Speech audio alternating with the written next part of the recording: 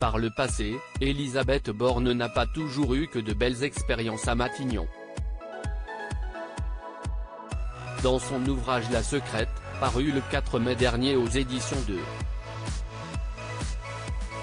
L'Archipel, la journaliste Bérengère Bonty trace le passé, parfois compliqué, de l'actuelle première ministre. D'après les confidences qu'elle a obtenues de la part des proches de la chef du gouvernement, on apprend notamment que ces derniers étaient très inquiets lorsque la femme politique avait drastiquement maigri.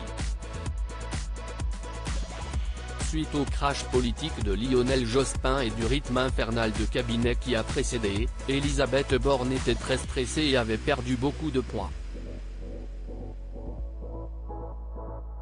Si bien que ses alliés avaient constaté à quel point elle était devenue anorexique.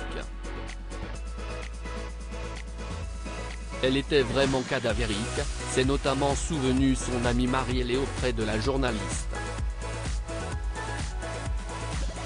Un état physique inquiétant qui, toujours selon l'auteur, était non seulement lié à un environnement de travail jugé stressant mais également à une situation familiale difficile.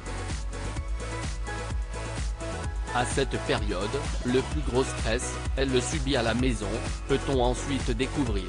Supérieur à Elisabeth Borne, l'évolution physique de la première ministre en images Elisabeth Borne, cet échange lunaire avec Ségolène Royal. Toujours dans cet ouvrage, Bérengère Bonty a notamment levé le voile sur un terrible incident survenu dans la vie d'Elisabeth Borne lorsqu'elle était la directrice du cabinet de Ségolène Royal.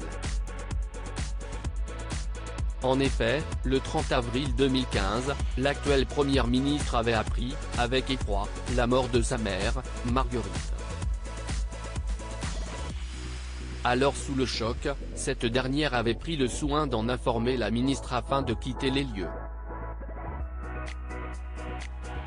Ah, mais ce n'est pas possible.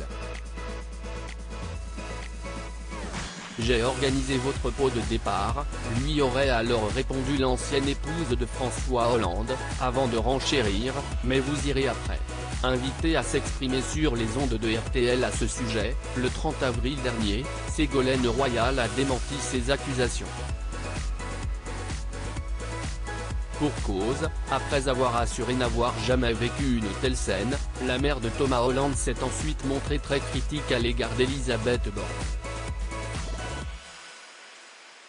Elisabeth Borne faisait régulièrement pleurer ses collaborateurs tellement elle était féroce avec eux, avait-elle lâché, ajoutant ensuite, cinglante, elle a toujours eu cette réputation-là. Crédit photo, Stéphane Le Mouton.